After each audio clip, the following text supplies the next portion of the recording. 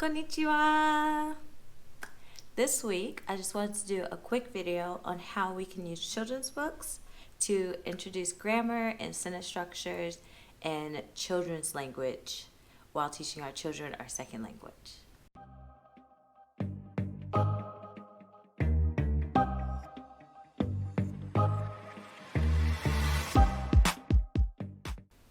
When you start learning a second language, first thing you do is buy a beginner's textbook, but that's going to teach you the proper grammar. And children don't speak proper grammar. They use slang, they use kid words. What I mean by kid words is like instead of saying rhinoceros, we say rhino. Instead of saying dog, we might say puppy or pup or, just different fun ways to say a word that we use with our children, our toddlers, and our babies. So how do you, without having a family member or someone nearby to help you, know how to speak to children? You don't want your children walking around speaking like a 40-year-old man. You want them to speak like a 1-year-old does or a 3-year-old does in their second language. So let's figure out how we can learn children's language by using children's books.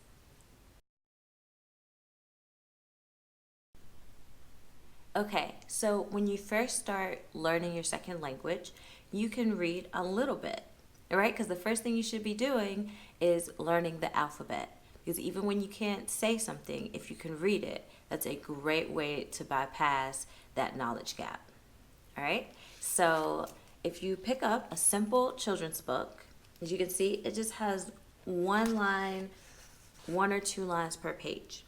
And most of this line is onomatopoeias. Sound effects. So what we're going to do is we're going to break down the sentence, and then throughout the book they use the sentence repetitively. On every page they ask the same question. This book is Oyatsu wa nani? What's your snack? Like, what's today's snack? So they're going to ask every animal what that snack is. So now your child gets to learn animal names as well as this grammar. Blank wa nani? What is blank? Then you write this sentence structure in your little notebook, and as you go through your day and you learn different nouns, you learn different question words, like what, you learned this, you can just plug it in to the same structure and use it. Okay, so let's look at that. We open the book, we learn what the name of the bird is, we learn the sentence structure again, and you read this, every night with your kid. Then you guys become more familiar with it. You're using it during the day as you commute to school. You might ask him what different things are around him. Oh, what is that? What is that? Kore wa nani? What is that? And then you guys can build up vocabulary. Okay.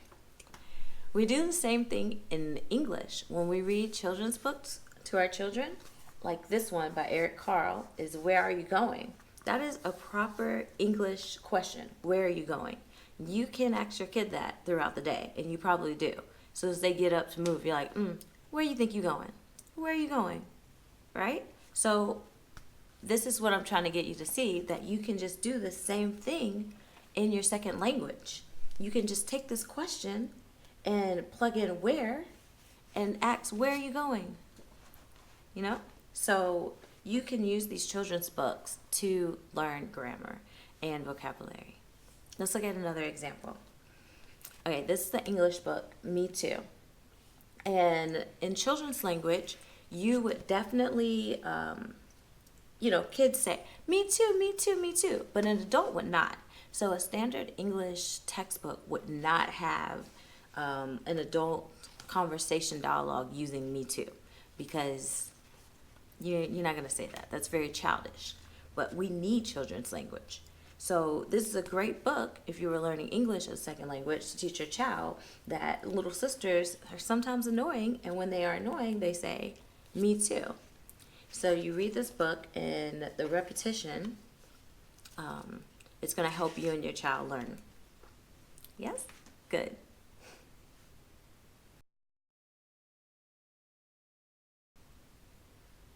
Okay, I mentioned in an earlier video that you can sit books that are situational in the rooms that they're referencing. So this book is about potty training. So I could put this book in the bathroom, and then when Olivia or Jason goes to use the restroom, I can utilize this question. It says, kind of like, did you poop yet? Unjireru kana? So then I can ask him this, and we can read the story, and we can use this question. And we talked about labeling. You can actually just take the question from the book and put it on your label. I just use masking tape because it's easy to pop on, pop off, masking tape and a permanent marker, but some people have label makers, which are really cool and fun to use. So you can take the questions right off the books and put them around the house so you remember to ask the kids this. I like to use my mini notebook because I always have it on me. It's really small.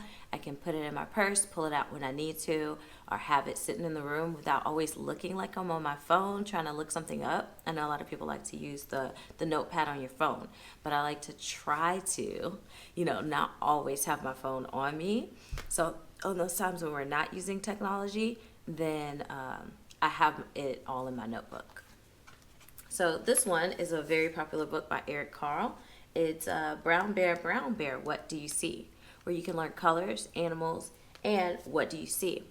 We actually took this book, and as you might know, we bike everywhere. So when we bike somewhere, I'll just ask the kids, we'll take turns, say, Jason, what do you see? And I get to see, what vocabulary he knows, what new words, and if he doesn't know something, but I know he's trying to point to like a street sign, I can give him that vocabulary and fill in those blanks. So we like to play that game a lot, and I just got that from reading this book. Nani miteru no, and that's the proper way to ask a child something. You don't have to say, in Japanese, you add ka to the end of a sentence to make a question. But when you're speaking with a child, you can use no, or you're speaking informally. So I learned that from reading this book a lot of times. Repetition, repetition, repetition.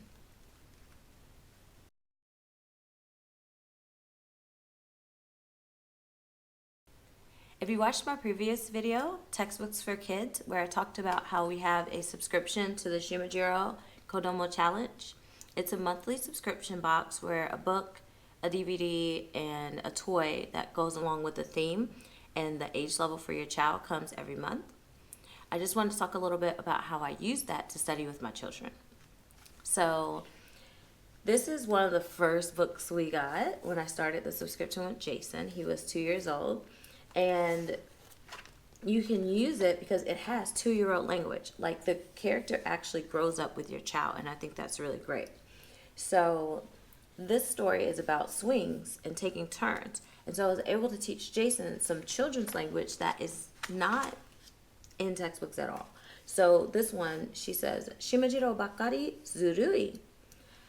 You will not find that in a grammar textbook for a while. Like I still have not found bakari in my grammar textbooks, and I am like intermediate level Japanese, and I study in order, and I've not come across this term at all, not once. But it was in this children's book. So I was able to, realize that we don't know that yet, mark it in my notebook and look it up or ask a friend. If you can find a language friend to help you when you do come up with something like this that's not coming up in the textbook because it's slang or it's children's language or something like this, that's great. And if you don't, follow me on Instagram or Facebook, and I will show you all the different ways to find people through the internet to help you with these kind of things. There are free websites for this. So the subscription will grow with you. So each month the vocabulary and the grammar will get a little bit harder. I won't say harder, just different, right? Advanced. So actually this is Olivia's, and we're talking about the zoo. So now we can use vocabulary about going to the zoo, and then I would actually take the kids to the zoo and try to put this vocabulary in use. So I would take the sentence literally straight from the book. writing in my notebook. So when we get to the zoo, I can ask her, oh, what are the animals eating? I can talk about how the lion has a mane, something you might not know. They're not going to teach you animal names and features of the animal in a textbook. So that's why I really I'm always talking about ordering a subscription. It's not because I want you to, just be spending money, but I just thought that this was really important. Like Jason was learning insects and he's really into bugs, and the subscription really helped me because it gave me all the insect names, their body parts, how to categorize them, things like this, and I was able to help him learn that lesson.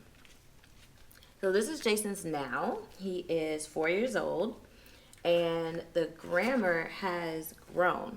Now I was talking about insects and you can see how they point out everything about the insect, and he listens and he understands. And if I get to something, a new grammar that we don't understand, you know what I do? I write it down, I look it up, I ask a friend, and then I start using it throughout the week with him. And that's how we just progressed and we went on. And it's been 4 years of this, and our Japanese is gonna get better. You can't stay stagnant if you're moving forward. And by the time Jason is 10, our Japanese is going to be amazing because we're determined to keep climbing, to keep learning these words, keep learning a new grammar every week. It doesn't have to be, a big jump to what you think is fluency. Just learning a few words every week and a few grammar points every week.